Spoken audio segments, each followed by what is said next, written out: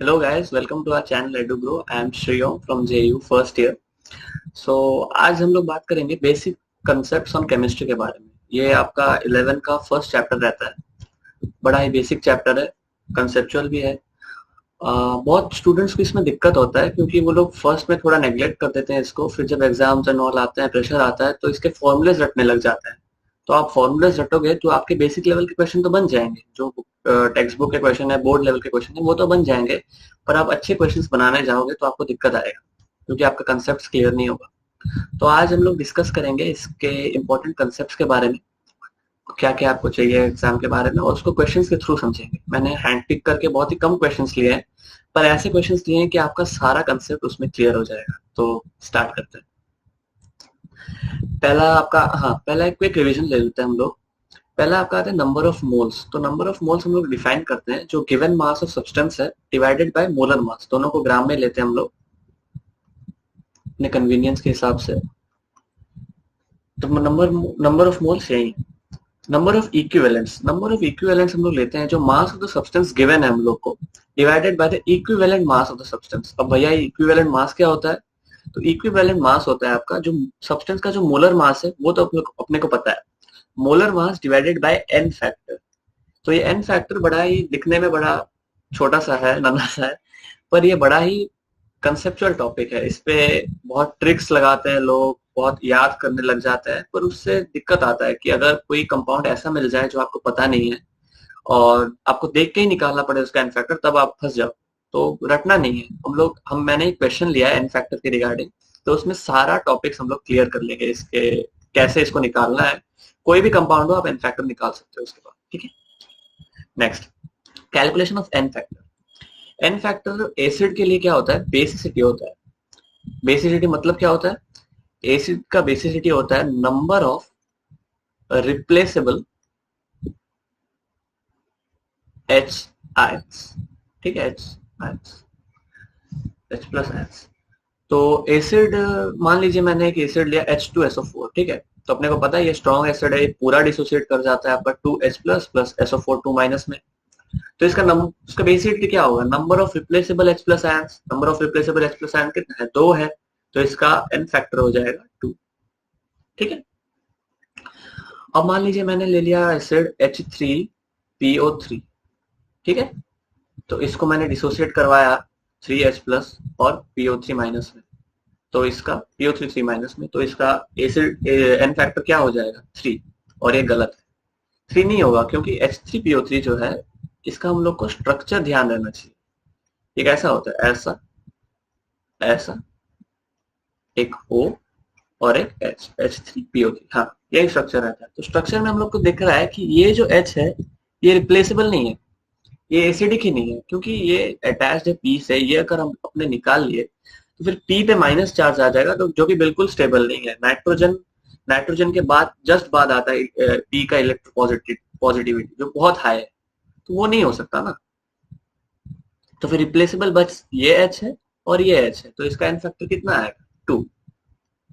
तो ऐसे अपने को देखना चाहिए। फॉस्फोरस का कोई भी एसिड आया ना तो उसका स्ट्रक्चर ध्यान रहना चाहिए, क्योंकि फॉस्फोरस में बहुत एनोमलीज हो जाता है जब सिर्फ हम लोग फॉर्मूला देख के बात करते हैं एसिडिटी का, तो वो नहीं होना चाहिए, ठीक है। फॉस्फोरस का स्ट्रक्चर ध्यान रहना चाहिए। हाँ, तो एसिड का हो गया। बेस का क्या होता है? बेस का बड़ा सिंपल है, बेस में तो ऐसा दिक्कत नहीं होता है किसी में।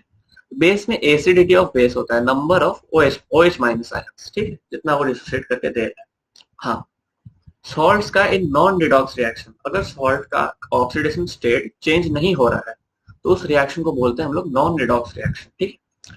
तो नॉन रिडॉक्स रिएक्शन का क्या होगा? मैक्सिमम मैग्नीट्यूड ऑफ, मैक्सिमम नहीं, गलत लिखा हुआ है, टोटल मैग्नीट्यूड ऑफ चार्ज, ठीक है, टोटल मैग्नीट्यूड ऑफ चार्ज। तो मान लीजिए मैंने एक सॉल्ट ले लिया AlCl3, तो Al पे चार्ज कितना है? +3, इस पे कितना है? -1। तो आप लोग बोलोगे कि एन फैक्टर, क्योंकि इसका एन फैक्टर 3 है, ठीक है, क्योंकि आपको अपने को दिख रहा है चार्ज 3 है। तो आप लोग बोलोगे कि क्यों भैया, इसमें तो -1 चार्ज है, तो इसका एन फैक्टर 3 क्यों आया? 1 आना चाहिए। नहीं, -1 इसका चार्ज है सिंगल एटम पे, पर इसमें कितने एटम्स है? 3 एटम्स है। 3 एटम्स अगर हुआ तो -1 × 3, और क्योंकि मैग्नीट्यूड लेना है तो मॉड लगा लेंगे, तो 3 ही आएगा ना, इसलिए मैंने टोटल लिखा, टोटल लिखा। इस पे ध्यान, टोटल चार्ज जितना एटम होगा उससे इंटू करना होगा आपको, मल्टीप्लाई करना होगा, ठीक। तो वही आएगा, दोनों में ही सेम आएगा, कोई दिक्कत नहीं। आप कैटायन का निकालो, एनायन का निकालो, कोई भी आयन का निकालो, सेम, ठीक है, क्योंकि अगर सॉल्ट न्यूट्रल। हाँ, यहाँ पे आता है असली खेल, यहाँ पे आता है सबसे इंपॉर्टेंट चीज, रिडॉक्स मिटा देता हूँ थोड़ा, आपको दिखेगा नहीं। हाँ,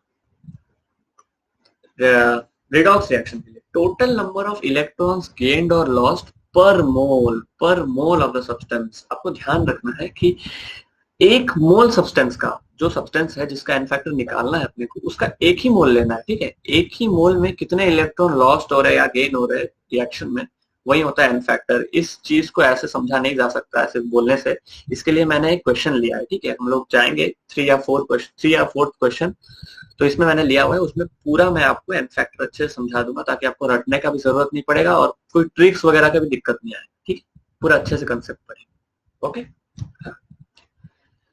तो नेक्स्ट आता है हम लोग सोल्यूशन को कैसे डिफाइन करते हैं। ये सब यूज होता है सोल्यूशंस को डिफाइन करने में, ठीक है, सोल्यूशंस को। तो पहला आता है मोलैरिटी। मोलैरिटी क्या होता है, number of moles of solute, जो सोल्यूट है उसका number of moles divided by volume of the total solution in litres, ठीक है, ये आता है मोलैरिटी। नेक्स्ट आता है आपका मोलैलिटी। मोलैलिटी क्या होता है, number of moles of solute divided by the mass of solvent. ये आपको ध्यान रखना चाहिए, ठीक है। मोलैलिटी में सॉल्वेंट रहता है, सोल्यूशन नहीं लेना है, टोटल सोल्यूशन सिर्फ मोलैलिटी में लेना है और नॉर्मलिटी में लेना है। मोलैलिटी में सॉल्वेंट रहता है और उसका मास रहता है इन केजी, ओके, ये लेना। नॉर्मलिटी, नॉर्मलिटी होता है आपका नंबर ऑफ इक्विवेलेंस। हम लोग इक्विवेलेंस निकालना सीख लिया अभी, जो कि होता है आपका इक्विवेलेंट मास ना weight of substance divided by equivalent mass, ठीक है। और इक्विवेलेंट मास हम लोग सीख लिया उससे मोलर मास। इक्विवेलेंट मास होता है molar mass divided by N factor, ठीक है। तो यही है number of equivalence divided by volume of solution in the litre. और एक बेसिक चीज है, बेसिक कंसेप्ट जो आपको ध्यान रखना चाहिए, ठीक है। कोई भी रिएक्शन, कोई भी X A plus Y B gives Z C plus P D. सोचिए, कोई भी कोएफिशिएंट हो, कोई भी रिएक्टेंट हो, कोई भी प्रोडक्ट हो, हर वक्त अगर हम लोग कोई भी दो सब्सटेंस को उठाए, मैं ये उठाऊं या ये उठाऊं या ये उठाऊं, कोई भी दो उठाऊं, दोनों का नंबर ऑफ इक्विवेलेंट्स सेम होगा अगर वो रिएक्शन हो रहा है, ठीक है। और मैंने ये कभी नहीं बोला कि ये रिएक्शन बैलेंस्ड होना चाहिए, नहीं होना चाहिए बैलेंस, कोई बैलेंस नहीं करना है, ठीक है। बैलेंस अगर है तो मोल्स को इक्वेट कर सकते हैं हम लोग, पर अगर बैलेंस नहीं भी है, बैलेंस्ड है नहीं है, फर्क नहीं पड़ता है, number of equivalents her time same रहेगा अगर ये रिएक्शन प्रोसीड कर रहा है तो, ठीक है। ये चीज ध्यान रखना, ये बहुत इंपॉर्टेंट कॉन्सेप्ट है, ध्यान रखना है, ठीक है। आइए चलते हैं अब क्वेश्चंस पे आते हैं। हाँ, तो पहला क्वेश्चन आता है आपका, a solution of sodium sulfate contains 92 gram of Na+ ions per kg of water। अच्छा, मोलैलिटी निकालना है, तो मोलैलिटी का सिंपल फॉर्मूला हम लोग को पता है, number of moles of solute divided by volume of solution in litre, ना, number of moles of solute divided by mass of solvent in kg, ठीक है। तो मास ऑफ सॉल्वेंट तो हम लोग को दिया ही हुआ है पर केजी, तो 1 kg पकड़ सकते हैं इसको। और नंबर ऑफ मोल्स कितना होगा, weight divided by molecular mass, sodium का मॉलिक्यूलर मास 23 होता है और डिवाइडेड बाय 1 kg, तो 1 ही है, तो ये आएगा 4 मोल पर केजी, ठीक है, ये आएगा, ठीक है। समझ में आ गया, बड़ा बेसिक क्वेश्चन था ये, समझ में आ गया, आगे बढ़ते हैं। और हाँ, एक चीज मैं बताना भूल गया, कोई भी क्वेश्चन आपको दिखे और आपको वो आता हो तो एक बार जरूर ट्राई कीजिएगा उसको, वीडियो को पॉज करके, ठीक है। मैं पेन नहीं चला रहा हूँ, फर्स्ट 2-3 सेकंड, और आप उसको ट्राई कीजिएगा और फिर देखिएगा सोल्यूशन, तो उसी में मजा है, ठीक है। और आपको नहीं आता है तो जरूर देख सकते हैं आप, कोई दिक्कत नहीं है। हाँ, तो इसमें क्या है, 50 ml of 0.5 molar oxalic acid is needed to neutralize 25 ml of sodium hydroxide solution, the amount of sulphur, ठीक। तो रिएक्शन हम लोग को पता है, रिएक्शन क्या है, ये एसिड बेस रिएक्शन है, न्यूट्रलाइजेशन रिएक्शन है। तो हम लोग लिख सकते हैं acid plus base gives salt plus water. ठीक है, इसको बैलेंस कर लेते हैं। हाँ हो गया। तो ये हम लोग को पता है, ये कितना दिया हुआ है हम लोग को, 50 ml 0.5 मोलर। ठीक है, ये दिया हुआ है अपने को H2C2O4। और NaOH कितना दिया हुआ है अपने को, 25 ml। और इसका मोलैरिटी हम लोग को नहीं पता, तो उसको हम लोग x पकड़ लेते हैं। ठीक है, x पकड़ लेते हैं। तो अपने को क्या पता है, जो पिछले बार देखे कि मोलैरिटी क्या होता है आपका, number of moles divided by volume of solution litre में। तो नंबर ऑफ मोल्स कितना होगा आपका, मोलैरिटी इनटू वॉल्यूम, यही आएगा ना, यही आएगा। तो इससे हम लोग निकाल सकते हैं number of moles of H2C2O4 equal to कितना आएगा, वॉल्यूम इन लीटर, ध्यान रहे in litre divided by molarity, यही आएगा ना। तो ये आएगा 25 इंटू 10⁻⁻3। ठीक है, यह है। हाँ, तो ये आ गया। और number of moles of NaOH क्या हो, 25/1000 इंटू मोलैरिटी, हम लोग x माना है, तो ये क्या आएगा 25x इंटू 10⁻⁻3। ठीक है, अब देखिए रिएक्शन में आइए। रिएक्शन में हम लोग को पता है 1 मोल के साथ 2 मोल रिएक्ट करता है। तो हम लोग को पता है कि जो molar consent, molar number of moles जो होगा, वो कुछ भी हो, अगर NaOH का नंबर ऑफ मोल्स y है और H2C2O4 का molar number of moles z है, तो उसका रेशियो हर टाइम 2:1 ही रहेगा। क्योंकि देखिए इसमें 1 मोल के साथ 2 मोल NaOH रिएक्ट कर रहा है, तो y और z भी वैसे ही होगा जैसे 2:1, तो y इक्वल टू 2z ही होगा। ठीक है, तो हम लोग को नंबर ऑफ मोल्स दोनों का पता है, तो हम लोग बस इक्वेट कर सकते हैं इन दोनों को। तो number of moles of NaOH divided by number of moles of H2C2O4 equal to 25x equal to 2 आएगा। ये तो पता है अपने को ना, 2 आएगा। therefore 25x into 10⁻⁻3 divided by 25 into 10⁻⁻3 equal to 2। therefore x अगर आप ध्यान से देखें तो 2 आने वाला है। ठीक है, x2 आ गया। हाँ, तो नंबर ऑफ हम लोग को कंसेंट्रेशन मिल गया, मोलैरिटी मिल गया NaOH का। ठीक है, मोलैरिटी मिल गया हम लोग को NaOH का। अगर हम लोग देखें तो हम लोग को मोलैरिटी मिल गया। मोलैरिटी क्या आएगा पर 2 मोल पर लीटर। ठीक है, हम लोग को क्या निकालना है, अमाउंट ऑफ NaOH, यही NaOH का अमाउंट निकालना है 50 ml of the given solution. ठीक है, तो हम लोग को मोलैरिटी पता है और वॉल्यूम हम लोग को दे दिया है 50 ml। ठीक है, मतलब 50 into 10⁻⁻3 litre.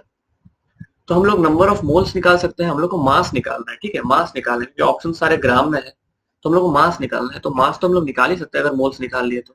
Number of moles कितना होगा, m into v equal to 2 into 5 divided by 1000, कितना आया 1/100। ठीक है, 1/100 आएगा ना, 1/100 मोल्स आएगा। ठीक है, वो ये 50 था ना, 1/10 मोल्स आएगा, सॉरी 1/10 मोल्स आया अपने को। और हम लोग को पता है मोलर मास NaOH का कितना होता है, NaOH का मोलर मास होता है 23 + 16 + 1, कितना आया 40।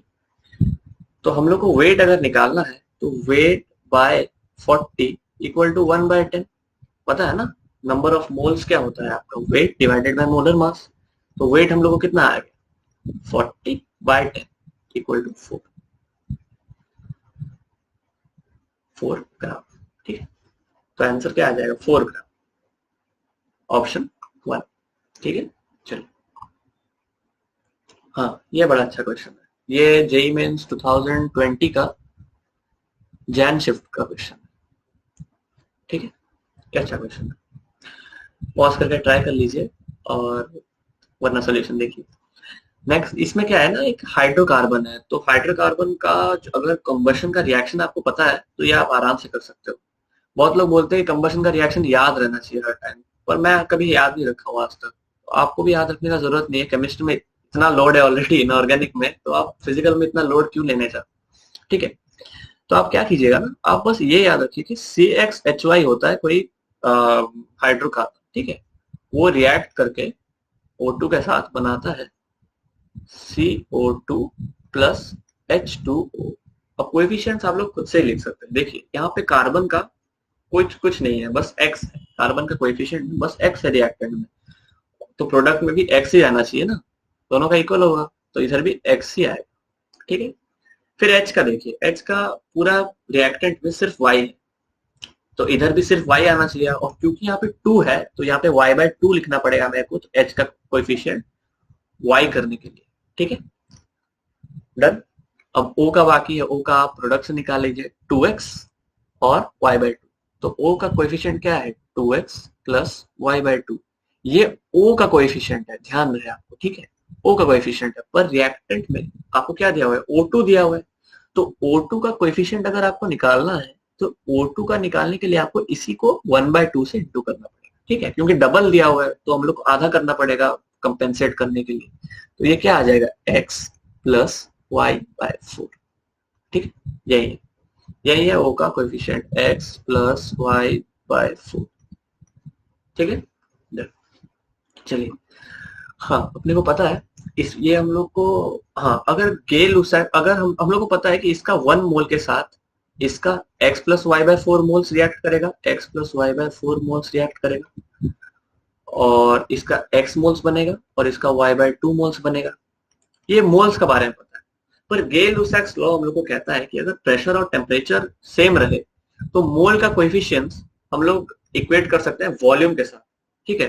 तो अगर ये मोल्स है तो मैं इसको ml में भी लिख सकता हूँ, ठीक है, ml में भी लिख सकता हूँ कि 1 ml अगर ये मैंने दिया और इसको अगर मैंने x प्लस y/4 ml दिया तो ये x ml बनेगा और ये y/2 ml बनेगा, ठीक है, यही होगा। तो हम लोग को क्या दिया हुआ है, ये हम लोग को दिया हुआ है 10 ml, तो इसको 10 करना है। देखिए इसको 10 करना है हाइड्रोकार्बन को, तो हम लोग पूरा इक्वेशन को 10 से मल्टीप्लाई कर सकते हैं। तो ये अगर 10 हुआ तो ये कितना होगा 10 इंटू एक्स प्लस y/4, ये कितना हुआ 10x, ये कितना हो गया 5y, ठीक है, 5y, डन। अब क्या चाहिए अपने को, अब हो गया आपका आधा क्वेश्चन ही हो गया। 10 ml of hydrocarbon required 55 ml of O2, तो ये क्या है आपका 55 ml है, ये इक्वल टू 55 ml है for complete combustion, and 40 ml of CO2 is for, ये क्या है आपका 40 ml, ठीक है, CO2 40 ml है। तो हम लोग निकाल सकते हैं कि 10x equal to 40, therefore x equal to 4, x निकल गया, ठीक है। और क्या दिया हुआ है, ये इक्वल टू 55 दिया हुआ है, ठीक है।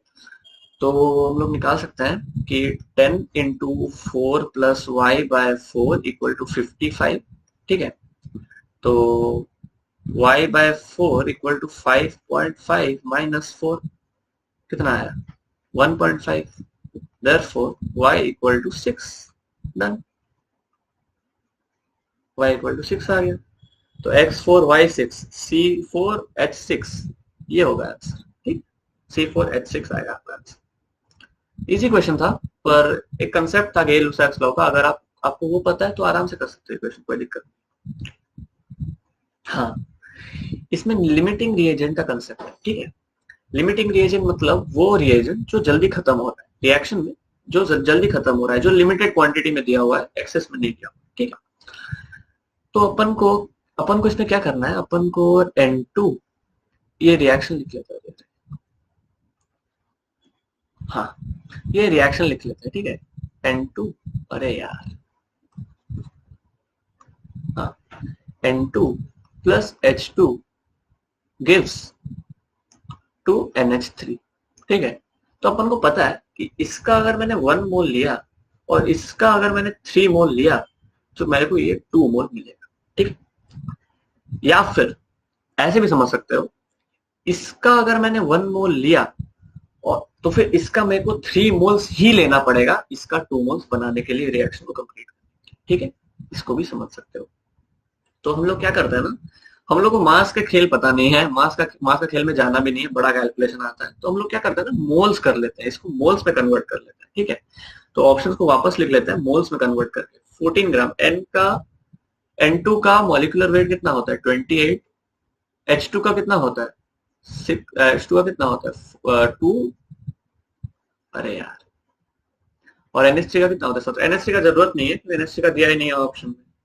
तो फर्स्ट में कितना दिया हुआ है 14 ग्राम ऑफ N और 4 ग्राम ऑफ H।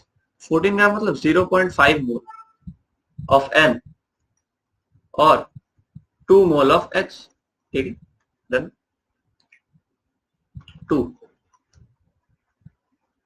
28 ग्राम मतलब 1 मोल दिया हुआ है N का और 3 मोल्स दिया हुआ है H का, चलेगा भाई। 3 56 डिवाइडेड बाय 28 कितना होता है 2 मोल दिया हुआ है N का और 10 डिवाइडेड बाय 2 5 मोल दिया हुआ है H का, चलेगा। 4 35 डिवाइडेड बाय 28 कितना आता है 5/4, N दिया हुआ है और इसका कितना दिया हुआ है 8 डिवाइडेड बाय 2 4, ठीक है, ये दिया हुआ है। अपने को फाइंड करना है किसमें H2 है लिमिटिंग रिएजेंट, मतलब H2 किस रिएक्शन में जल्दी खत्म हो रहा है। तो हम लोग एक एक ऑप्शन बिठा के देखते हैं, ठीक है, एक एक ऑप्शन हम लोग बिठा के देखते हैं। पहला ऑप्शन, अरे अरे रुक जा भाई, पहला ऑप्शन, ठीक है। N क्या है अपना 0. अरे यार क्या हो रहा है, N क्या है अपना 0.5 मोल, 0.5 मोल और ये कितना दिया हुआ है 2 मोल। तो 0.5 मोल के साथ कितना रिएक्ट करेगा 0.5 इंटू 3 1.5 मोल, पर दिया कितना हुआ है 2 मोल, तो ये लिमिटिंग रिएजेंट नहीं है, ये ज्यादा है, ये रिएक्शन हो जाएगा, ठीक है। सेकंड 1 मोल के साथ कितना रिएक्ट करेगा अपने को पता है 1 इंटू 3 मोल्स और दिया कितना हुआ 3 मोल्स, तो पूरा खत्म हो जाएगा, कोई दिक्कत नहीं है, जल्दी खत्म नहीं हो रहा है, एक साथ ही खत्म हो रहा है दोनों, डन। 3 इसमें कितना दिया हुआ है 2 मोल्स के साथ कितना रिएक्ट करेगा 2 मल्टीप्लाइड बाय 3 6 मोल्स, अरे अरे दिया हुआ है 5 मोल्स, तो ये क्या हो गया, ये लिमिटिंग रिएजेंट हो गया, ठीक है, ये जल्दी खत्म हो रहा है। फिर भी ऑप्शन चेक कर लेते हैं, थर्ड और फोर्थ में कितना मोल्स दिया हुआ है 5/4 मोल्स, रिएक्ट कितना H2 रिएक्ट करेगा 3, 15/4 मोल्स, 15/4 मोल्स कितना होता है आपका 3.75, पर दिया कितना हुआ है 4 मोल्स एक्स्ट्रा है, तो ये भी रिएक्शन हो जाएगा। तो लिमिटिंग रिएजेंट किसमें है ऑप्शन नंबर 3, इसी में लिमिटिंग है, इसी में कम है, ठीक है, समझ आया क्वेश्चन, अच्छा क्वेश्चन था ये, हाँ ये अच्छा क्वेश्चन। इसमें आपका इक्विवेलेंट वेट का वो जो कंसेप्ट है एन फैक्टर का वो क्लियर हो जाएगा आपका होपफुली। तो क्या है ना, इसमें इक्विवेलेंट वेट निकालना है अपने को Na2H2O3। तो इक्विवेलेंट वेट हम लोग को पता है क्या होता है, इक्विवेलेंट वेट क्या होता है, इक्विवेलेंट वेट होता है आपका molar weight, molar mass divided by N factor, ठीक है, ये होता है। अगर अपने को एन फैक्टर पता चल गया तो आराम से निकाल सकते हैं कि मोलर वेट तो पता ही रहता है या फिर दिया होता है क्वेश्चन, इसमें तो दिया ही हुआ है एन, तो अपने को मानना ही नहीं। तो कैसे निकलेगा, ये एक रिडॉक्स रिएक्शन है, इसमें आप अगर चेक करेंगे तो सल्फर का जो ऑक्सीडेशन स्टेट है वो चेंज हो रहा है, ठीक है, इसमें जो है वो इसमें नहीं, ठीक है। तो अपने को क्या करना है कि ऑक्सीडेशन स्टेट लिखना है, अगर जिसका चेंज हो रहा है उसको लिखना है, ठीक है। ये किसमें चेंज हो रहा है SO4 2-, मैंने सोडियम को नहीं लिखा क्योंकि सोडियम को लिख के भी कोई फायदा नहीं है, इसमें भी सोडियम का ऑक्सीडेशन स्टेट +1 है और इसमें भी ऑक्सीडेशन स्टेट +1 है, तो लिख के क्या फायदा सोडियम, ठीक है।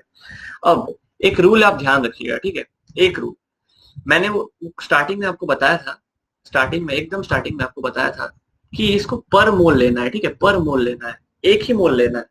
तो जो रिएक्टेंट है उसको कभी बैलेंस नहीं करना है, अपने को कभी कोई भी कोएफिशिएंट इसका बगल में नहीं लिखना है, लेकिन इसके अकॉर्डिंग प्रोडक्ट को बैलेंस करना है। तो इसमें अगर 2 है तो प्रोडक्ट में भी S को आप 2 बना दीजिए, ठीक है, कोई दिक्कत नहीं है, लेकिन इसको कभी बैलेंस मत कीजिएगा, फिर वापस कंफ्यूजन हो जाएगा। एक ही रूल ध्यान रखिए तो कंफ्यूजन कम होगा। हर वक्त ट्राई कीजिएगा, हर वक्त कीजिएगा रिएक्टेंट का जो कोएफिशिएंट है उसको इक्वल कर देने प्रोडक्ट के साथ, ठीक है। रिएक्टेंट को हैम्पर मत कीजिए, इसको मैनिपुलेट नहीं करना है, ठीक है। बस प्रोडक्ट को बैलेंस कर दिए according to the reactant, okay. तो H2O3 में अपने को सल्फर का ऑक्सीडेशन स्टेट निकालना है, तो यहाँ बड़ा इंपॉर्टेंट हो जाता है आपका स्ट्रक्चर। बहुत लोग रट लेते हैं, पर रटना ठीक नहीं है, क्योंकि फिर आपको बहुत कुछ रटना पड़ेगा। तो अगर आप भूल गए या कंफ्यूज हो गए, इतना सारा कंपाउंड्स है, तो बड़ा दिक्कत हो जाएगा। तो H2O3 का स्ट्रक्चर अगर आपने केमिकल बॉन्डिंग ठीक से करा है तो आपको याद होगा कुछ ऐसा होता है, H2O3 2- ऐसा होता है, ठीक है। इसमें हम लोग को सल्फर का ऑक्सीडेशन स्टेट निकालना है। तो ऑक्सीडेशन स्टेट निकालने का एक रूल है, ठीक है, एक थंब रूल है कि आप जो भी कंपाउंड का निकाल रहे हो उसका जितना बॉन्ड्स है उसको आप तोड़ना स्टार्ट कर दो, ठीक है। तो तोड़ोगे जब बॉन्ड्स, तो जब एक बॉन्ड तोड़ोगे तो एक बॉन्ड तोड़ने के बाद जो मोर इलेक्ट्रोनेगेटिव है उसको -1 चार्ज दे दोगे, ठीक है। और जो लेस इलेक्ट्रोनेगेटिव है उसको आप +1 चार्ज दे दोगे, ठीक है। ऐसे आप निकाल सकते हो, ठीक है। मैं आपको सिखाता हूँ एग्जाम्पल के थ्रू। और अगर सेम हो गया, दोनों सेम है तो दोनों को आप 0 दे दो, ठीक है। किसी को नहीं देना है, ठीक है, किसी को नहीं देना। इसमें देखिए, ये अगर मैंने बॉन्ड तोड़ा तो S और S सेम है, तो S को भी 0 मिलेगा, इसको भी 0 मिलेगा, कोई फर्क नहीं पड़ता। इसको भी मैंने तोड़ा तो इसको भी 0 मिला, इसको भी 0 मिला, तो इसका ऑक्सीजन स्टेट कितना हो गया टोटल? 2 0, क्योंकि इसका सारा बॉन्ड्स मैंने तोड़ दिया, ठीक है। अब देखिए, अब मैंने इसका ये जो बॉन्ड तोड़ा, ठीक है, इसमें ऑक्सीजन ज्यादा इलेक्ट्रोनेगेटिव है या सल्फर? ऑक्सीजन, सबको पता है ऑक्सीजन है।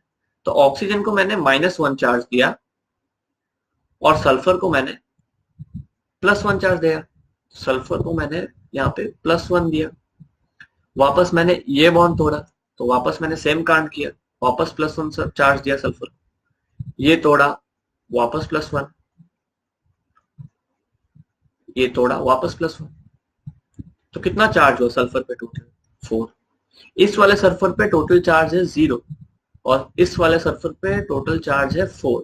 तो टोटल चार्ज अगर निकालना है आपको सल्फर का कोई भी एटम पे ऐसे स्ट्रक्चर बना के, तो वो होता है जितना भी एटम से सेम एटम है उसका सम कर देना है ऑक्सीडेशन स्टेट का। तो इसका कितना है? 4 है, इसका 0 है, divided by the number of atoms, just like taking average. आप एरिथमेटिक मीन ले रहे हो दोनों का, ठीक है। तो टोटल चार्ज आ जाएगा 2। जब आप इसमें कंसिडर करोगे तो आप सल्फर का एक एटम का जो ऑक्सीडेशन स्टेट है वो 2 कंसिडर करोगे, ठीक, ठीक है, डन। तो इसमें सल्फर का ऑक्सीडेशन स्टेट क्या होगा? +2। इसमें हम लोग को पता है सल्फर का ऑक्सीडेशन स्टेट क्या होता है, SO4 2- में SO माइनस। तो SO4 2- में कितना होगा? ये 2 कटा 2 2 2 +6 बस हो गया आपका आधा क्वेश्चन तो हो गया ऐसे। तो 2, इसमें टोटल चार्ज कितना है आपका? देखिए, टोटल कितना एटम्स है? 2 है, और ईच एटम पे चार्ज कितना है? 2 है। तो टोटल चार्ज कितना हुआ? 2 × 2 = 4, ठीक है, 4 हुआ। इसमें कितना है? टोटल चार्ज आपका 6 है, और क्योंकि ये 2 मॉलिक्यूल है तो आपको 6 × 2 करना है वापस। तो टोटल चार्ज कितना हुआ? Total charge 12। अब n फैक्टर क्या होता है? टोटल ऑक्सीडेशन स्टेट जो चेंज होता है पर मोल। इसको मैंने 1 मोल ही लिया है, देखिए आप गौर से देखिए, इसको 1 मोल ही लिया है, उसी के हिसाब से इसको बैलेंस किया है। इसलिए मैंने आपको बोला कि इसको हैम्पर नहीं करने का, इसको चेंज नहीं करने का, इसको हर वक्त 1 रखने का, ठीक है। तो टोटल चेंज कितना हुआ? n फैक्टर कितना होगा? मॉड ऑफ 4 - 12 या 12 - 4 जो भी है, 8। तो इक्विवेलेंट वेट क्या होगा? Molar weight divided by 8। तो ऑप्शन 2। अब आ जाते हैं एन फैक्टर का खेल में। कुछ इंपॉर्टेंट टॉपिक्स है, इंपॉर्टेंट कंपाउंड्स है जिसका एन फैक्टर को याद रहना चाहिए, ठीक है, या फिर आपको स्ट्रक्चर्स याद रहना चाहिए ताकि आप एन फैक्टर निकाल सकते हो, ठीक है। तो उसको डिस्कस कर लेते हैं एक बार, वो इंपॉर्टेंट है, ठीक है। उसमें क्वेश्चंस बहुत आते हैं, मैं थोड़ा रब कर देता हूँ इसको जगह के लिए।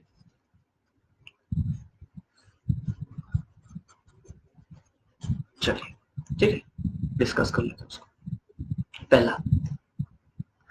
पहला आपका आता है Cr2O7 2-, ठीक है, ये एक इंपॉर्टेंट कंपाउंड है। इसको अगर हम लोग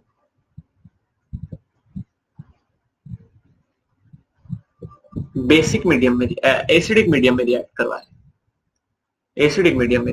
तो ये चेंज हो जाता है Cr3+ में, ठीक है। बेसिक मीडियम में अगर इसको रिएक्ट करवाए तो ये चेंज हो जाता है CrO3 बेसिक मीडियम में, ध्यान रखें। और अगर न्यूट्रल मीडियम में इसको करवाएं तो ये चेंज हो जाता है CrO4 2-, ठीक है। तो क्योंकि यहाँ पे देखिए, यहाँ पे तो मैंने 1 मोल ही लिया है, तो यहाँ पे 2 है, तो यहाँ पे हर जगह 1 है, तो इसको मैं 2 से मल्टीप्लाई कर देता हूँ। मेरे को तो एन फैक्टर निकालना है, तो वही करता हूँ, मैनिपुलेट कर देता हूँ। प्रोडक्ट को मैनिपुलेट करना है, रिएक्टेंट को कुछ नहीं करना, ठीक है। तो इसका टोटल कितना चार्ज हुआ इसमें, +6 हुआ, 3 × 2 +6 हो गया, ठीक है। और इसमें क्या होगा, इसमें देखिए टोटल, इसमें इस पे चार्ज है 6, पर क्योंकि 2 है तो टोटल चार्ज कितना आएगा, 6 × 2 12। तो इस एसिडिक के केस में एन फैक्टर कितना आएगा आपका, 12 - 6 कितना आएगा, 6 एसिडिक के केस में। अब देखिए बेसिक और न्यूट्रल के केस में कोई फर्क नहीं पड़ेगा, क्योंकि देखिए इसमें चार्ज क्या है, +6, 2 × 6 12, और इसमें भी 12 है, तो 12 - 12 0। इसमें ऑक्सीडेशन स्टेट चेंज ही नहीं हो रहा है, तो इसको काउंट ही नहीं करेंगे रिडॉक्स में, इसको उसमें काउंट करेंगे जो कि टोटल जो नॉन रिडॉक्स सॉल्ट है, इसमें टोटल चार्ज लेना है, बस मैग्नीट्यूड लेना, कुछ। सेम है इसके केस में, इसमें भी चार्ज, इसमें भी ऑक्सीडेशन स्टेट +6 है, देखिए, क्योंकि O का -8 है और इसमें +6 ही होना पड़ेगा 2 माइनस होने के लिए, तो इसमें +6 है, 2 × 6 12, और इसमें भी 12, तो 0। तो एन फैक्टर इन दोनों केस में नहीं होगा, ठीक है, इन दोनों केस में रिडॉक्स रिएक्शन नहीं, ठीक। ये पहला कंपाउंड हो गया आपका।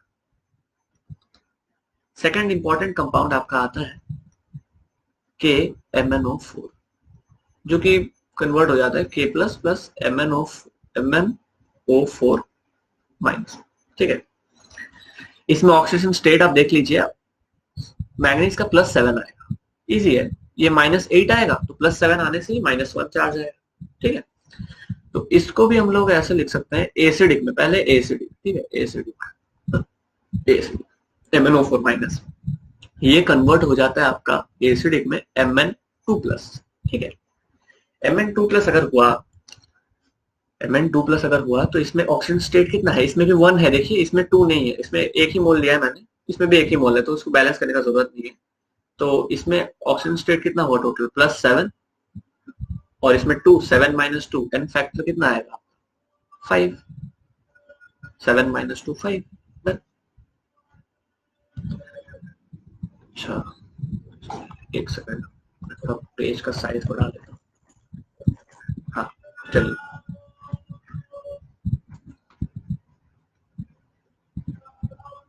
हाँ, सेकंड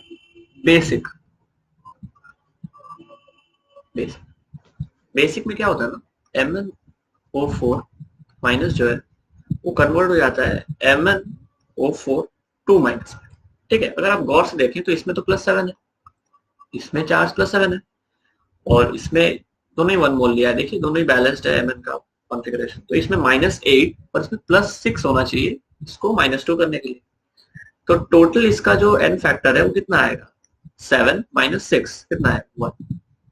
बेसिक में एन फैक्टर 1 है, और न्यूट्रल ये तीनों में रिएक्ट करता है, ठीक है, ध्यान रहे, तीनों में वो करता है, रिडॉक्स रिएक्शन करता है। MnO4- gives MnO2, ये न्यूट्रल स्पीशीज है, तो इसमें Mn भी बैलेंस्ड है, देख सकते हैं, तो इसमें +7 है, इसमें इसको बैलेंस करने के लिए अगर -2 हुआ तो -4 आएगा टोटल चार्ज, तो Mn का चार्ज +4 होना चाहिए, ठीक है।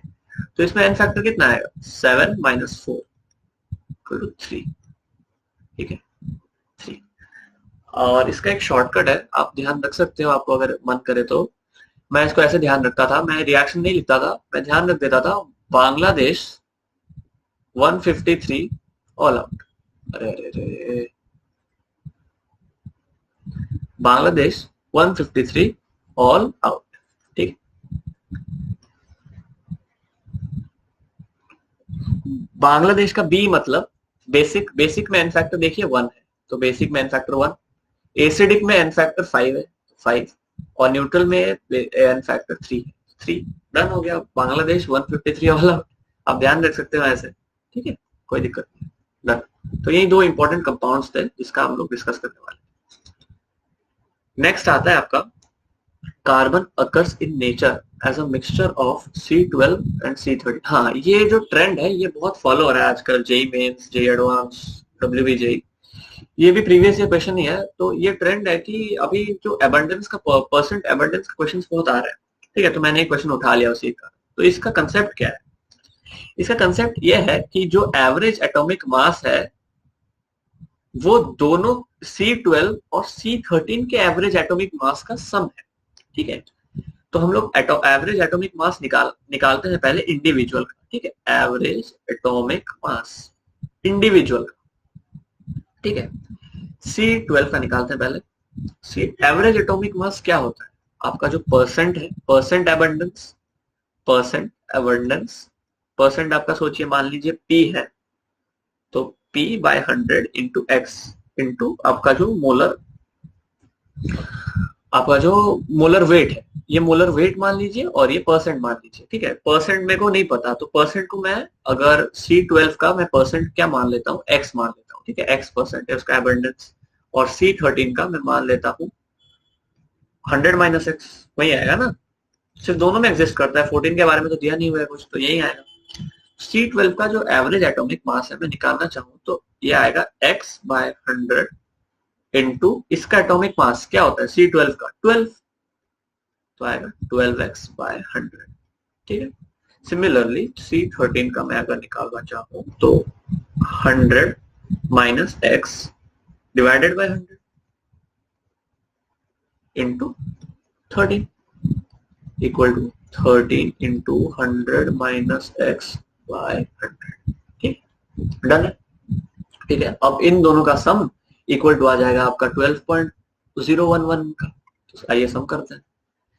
तो 12x plus 13 into 100 minus x divided by 100, अरे बड़ा दिक्कत होता है यार,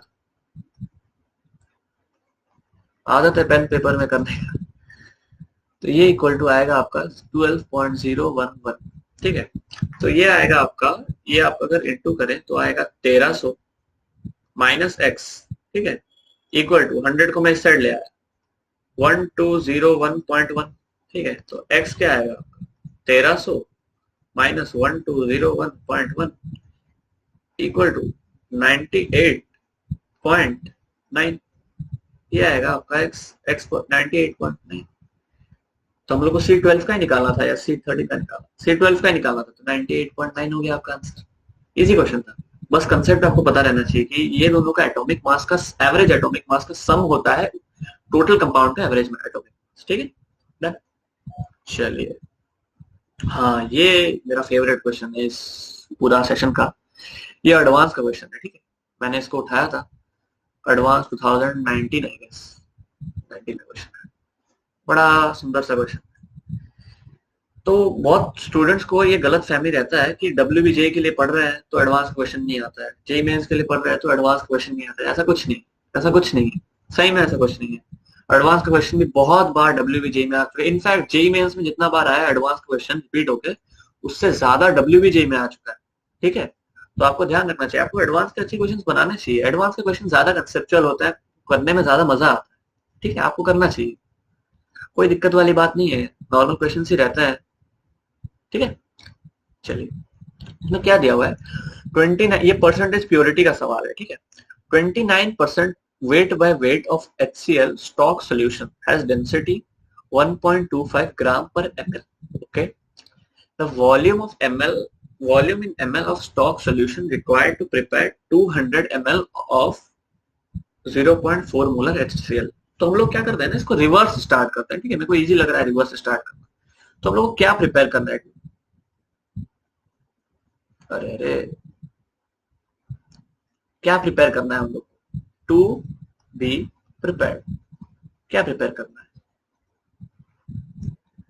वॉल्यूम दे रखा है 200 इंटू 10, मैं हर वक्त इसको लीटर में कर लेता हूँ, ठीक है, क्योंकि मेरे को यूनिट में मेरा बड़ा गलती होता है, तो मैं पहले ही कन्वर्ट कर देता हूँ, ठीक है। और मोलैरिटी दिया हुआ है 0.4 मोलर दिया हुआ है, तो हम लोग को नंबर ऑफ मोल्स कितना चाहिए प्योर HCl, कितना चाहिए 4/10 इंटू 200 इंटू 10⁻³ यही है ना।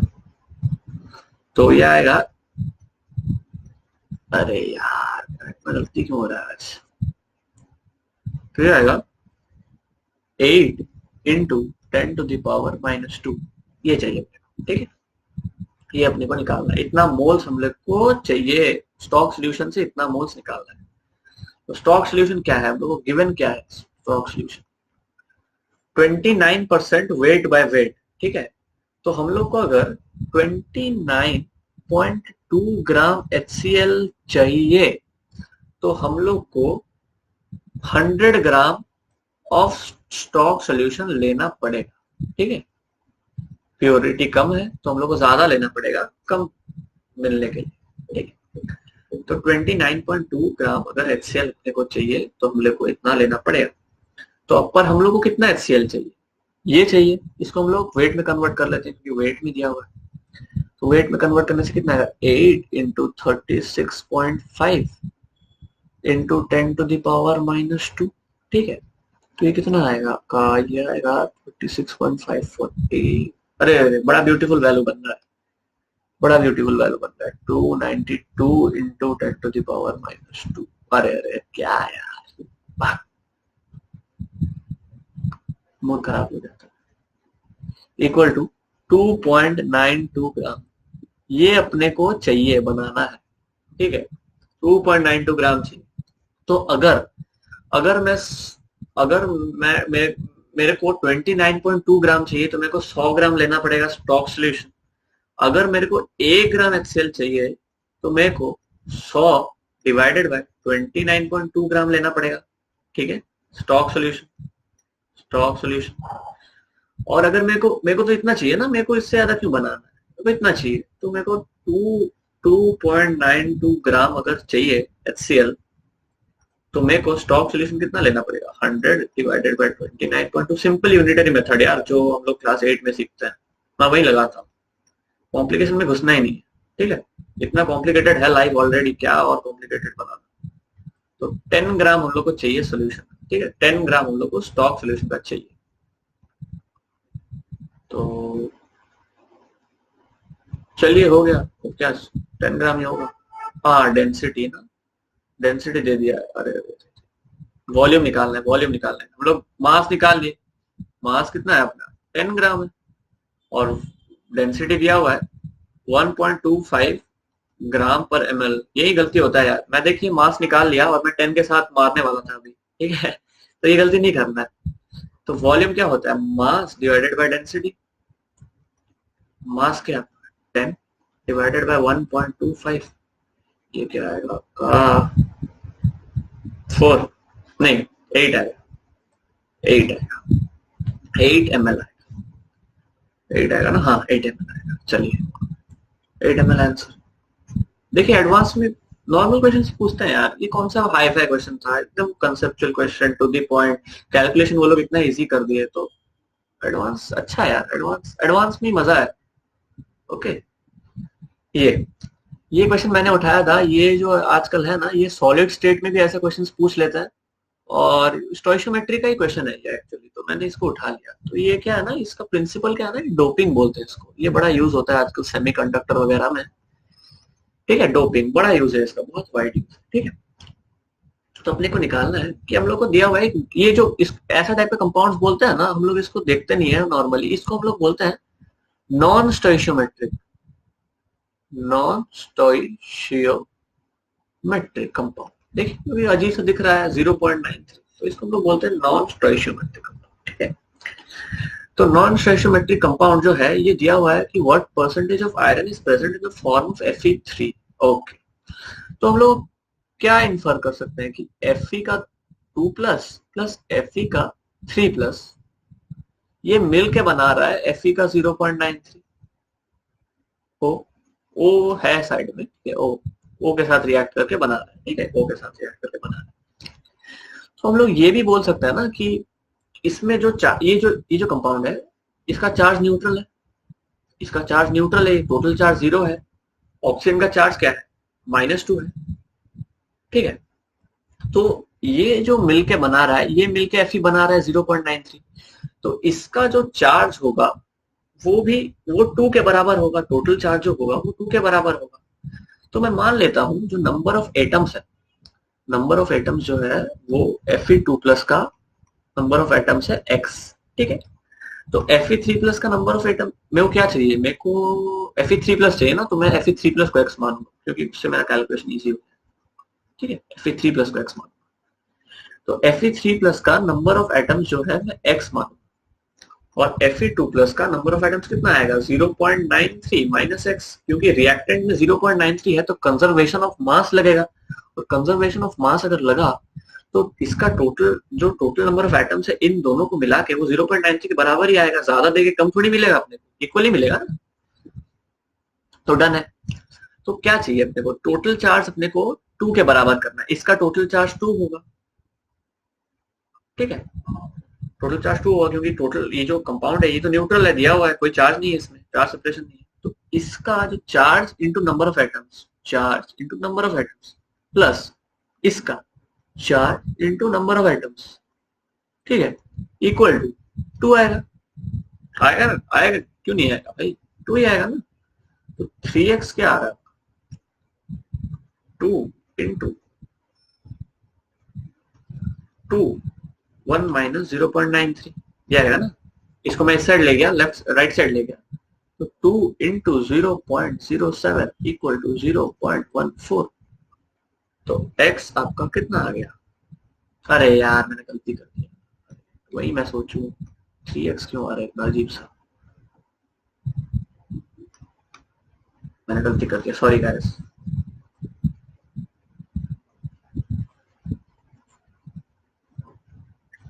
मैंने 0.93 ले लिया, इसको 0.93 माइनस x लेना है ना, मैंने वही माना है ना उसको, गलती हो गई, सॉरी सॉरी।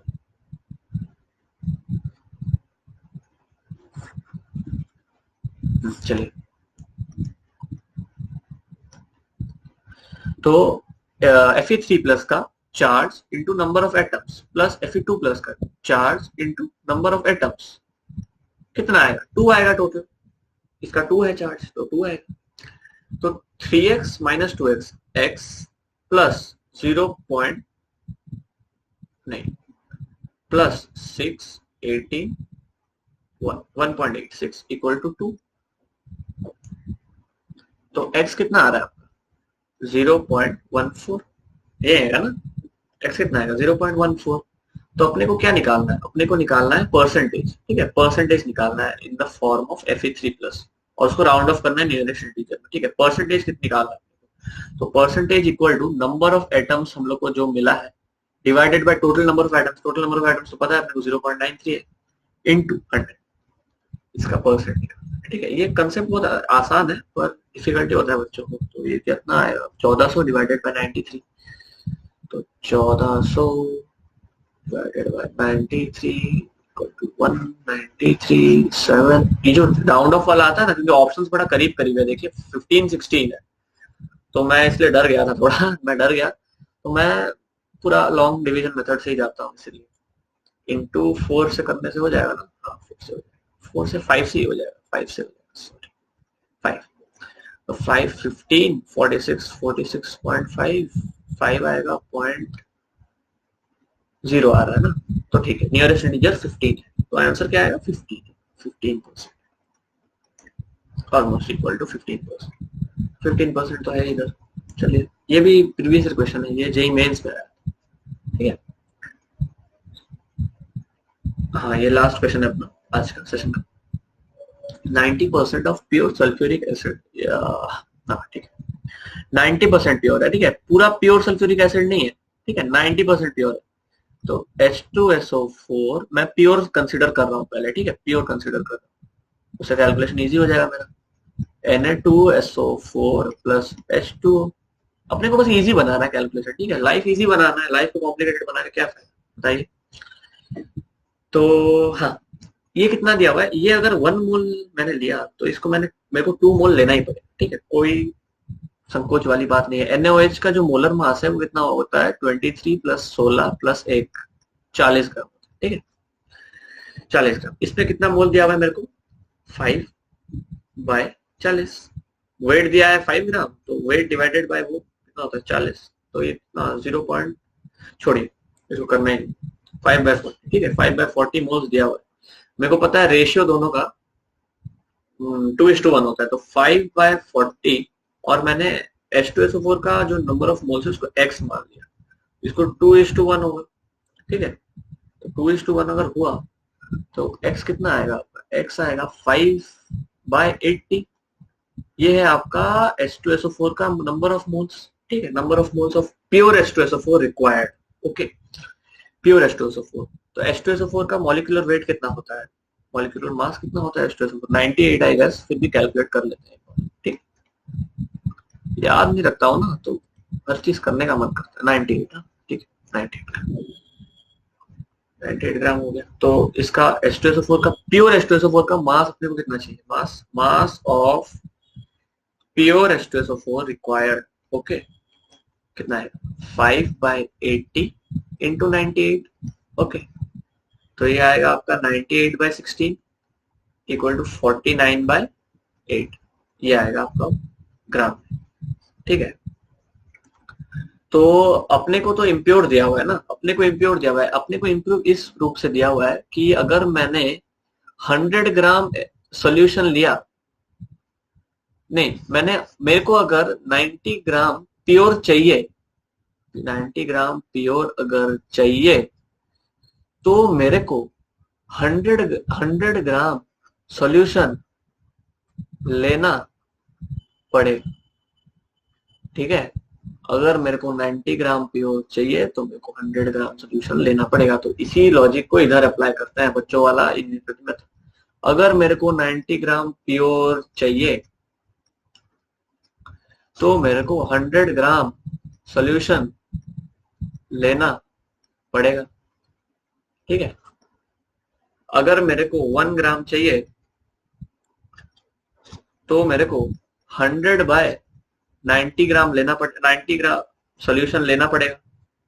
तो अगर मेरे को 49/8 ग्राम चाहिए तो मेरे को 100/90 इंटू 49/8 लेना पड़ेगा। मेरे को वेट ही मांगा है ना उसमें, हाँ वेट ही मांगा, चलिए ये आएगा आपका आंसर, ये आएगा आपका लगभग, ये 42 से और 25 से मैंने काट दिया, 5 से और 18 से मैंने काट दिया, तो ये आएगा आपका 236 डिवाइडेड बाय 36, ये आएगा आपका 6 पॉइंट समथिंग आ रहा है क्या, हाँ 6.81 ही आएगा आपका आंसर, क्योंकि देखिए 6 इंटू 36 216 होता है, तो 216 से ज्यादा ही आएगा, 7 के आसपास आएगा, तो 6.81 ऐसे अप्रोक्सीमेशन सीखना चाहिए, ठीक है, क्योंकि ऑप्शंस कई बार एक ऑप्शन थोड़ा आइसोलेटेड होता है और बाकी ऑप्शंस अलग अलग होते हैं, तो अप्रोक्सीमेशन वहाँ पे काम कर जाता है, कोई दिक्कत नहीं। तो ये था हमारा आज का session, hope you like it, और मैं ट्राई करता हूँ अच्छे अच्छे क्वेश्चंस लाने का आपके लिए, जिससे आपको जिससे आपको कोई दिक्कत ना हो, कॉन्सेप्ट्स क्लियर हो, और क्वेश्चंस के थ्रू हम लोग समझे। WBJ भी आने वाला है, तो आपको कोई दिक्कत ना हो जैसे, और खूब क्वेश्चंस लगाइए, खूब मेहनत कीजिए। लास्ट में आपको बस ये बोलने का नहीं रह जाए कि अरे यार मेरा ये छूट गया, ठीक है, ये आपको बोलना ना पड़े लास्ट में, या तो फिर अभी छोड़ दो, कोई दिक्कत नहीं, अभी छोड़ दो, करो ही मत, और अगर कर रहे हो तो जान लगा दो, ठीक है। All the very best, thank you.